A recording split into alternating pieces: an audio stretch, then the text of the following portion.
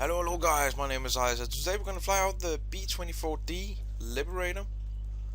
It had its first test flight in 1939, on the 29th December, 2 days before the contract for creating a bomber better than the B-27. B-17. Sorry. um, and it entered service in 1941, and it actually retired in 1968 in India, which is quite late, I must say, for such an old plane. Many more planes were built which were better, but the top speed for this baby was 488 kilometers per hour, or 290 miles per hour. That was the top speed, and the range of this was 3,300 kilometers.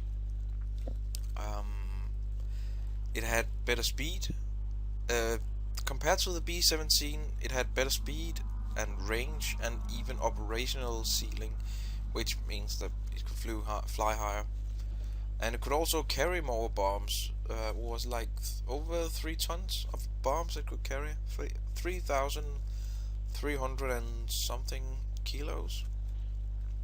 But anyhow, the most funny thing about this plane is the history. It flew one of the longest missions in Second World War, and the mission was all about hitting back the Japanese. For the Japanese attacked Australia in what would be called the Pearl Harbor of Australia. They bombed and attacked Darwin, where they used more aircraft, and sank more boats and dropped more bombs than Pearl Harbor actually.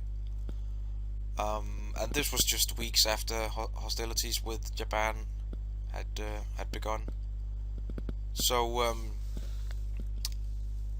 Australia was determined to strike back, and welcomed the B-24 Liberator. And it was actually in 1943 that the Australia was trying to get back at them. So the intelligence knew that half of the lubrication oils used by the Japanese and 60% of their fuel came from refineries in Borneo. So this target was actually hundreds of miles behind enemy lines, and people thought it would be impossible to reach. But after doing a lot of long range test flights, and using newly developed cruise techniques to increase range, the mission was actually eventually approved. The crew of one of these crew, which this story is about the story about Shady Lady. One of the, I think, was 11 aircraft which was sent off, and only 9 made it to their target.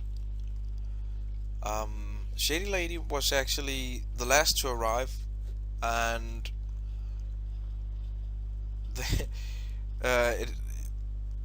she was the last to arrive, and tasked not only to attack the target but also photograph it. More tropical storms were encountered on the return journey. And at dawn, Shady Lady crew realized they were miles off course, and if they had any chance of getting back to Australia alive, they needed to overfly a main Japanese airbase in Timor. And when they did this, 2 Japanese fighters intercepted Shady Lady, but after a dogfight they finally escaped and headed for Australia. So with fuel all gone, the lieutenant prepared for a ditch. The captain prepared for a ditch, on the northern coast of Australia. So he noticed a salt pan near the coast and prepared for the crew for an emergency landing. But the nose wheel collapsed, and there was some damage to the front of the aircraft, but no serious injuries. I'm gonna post a picture here of the plane. So after 16 hours and 35 minutes after they took off from Darwin, they landed safely, more or less. What do you call it? A race against time was started because the salt pan was due to be flooded of the wet season. So they made contact with the Aboriginals, and actually had those people to get contact, and bringing in what do you call it, the military, where they brought fuel and equipment and everything for tens of miles, and only a few days left before what do you call it, the wet season. She was able to take off again and land safely on in an airport. But yeah, I think this story was pretty good. I hope you guys enjoyed it. But let's take it off for a flight. Alright guys, we are on Norway. Let's see what we can do here. Oh, we started. Weird spot.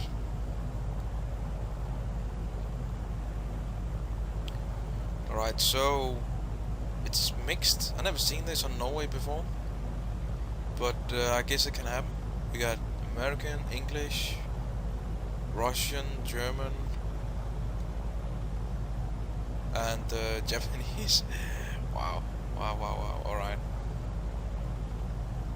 So yeah, this. Oh yeah, I forgot to tell you about the armament. 850 cals mounted all around, and we got 8 500 pounds bombs fixed.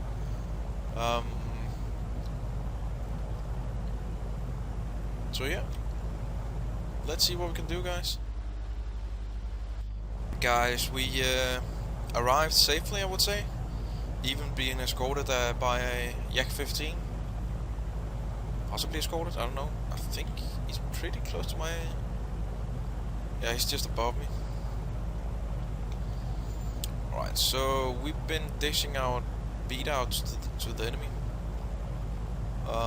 With only 5 left, so it's 5 against 5, even though...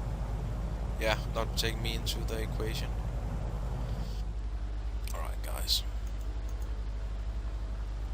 We got the 8 500 pound bombs ready to be dropped on this baby. Oh, and we got the anti-air incoming. That ain't good, but it looks awesome from up here. Wow. Alright. Back into.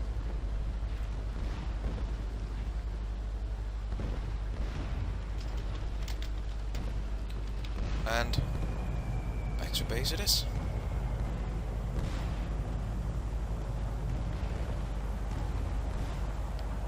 Oh, we got a what's that? 2 jets incoming.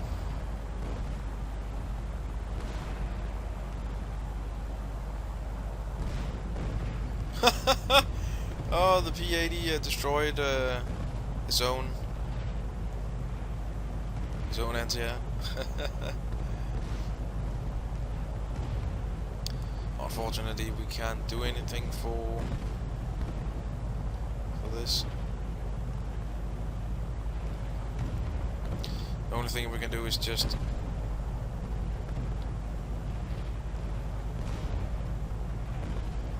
get back to base.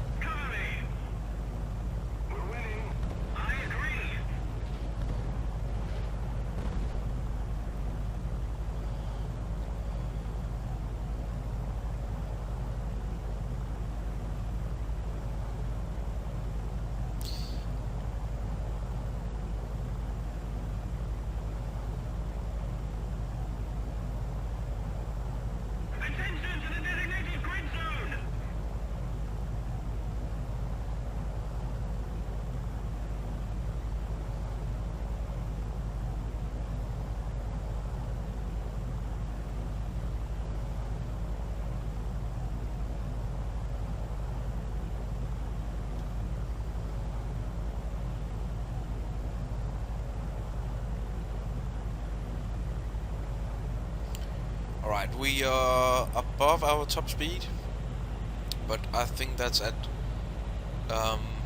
sea level, to be honest. But I can definitely, it's being much harder to control now.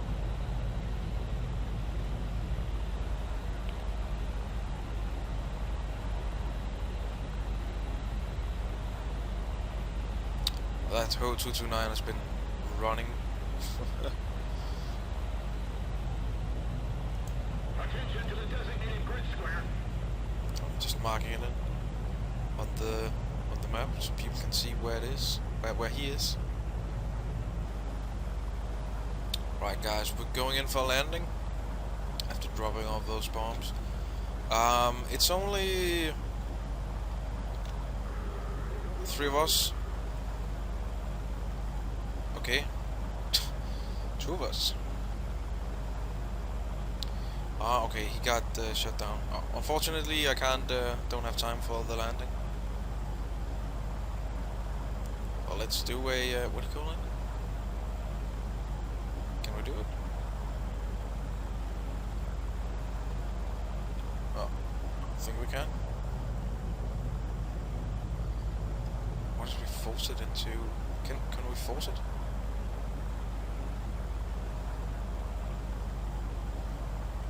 Oh, no, we can't. Oh, fuck, we're gonna crash.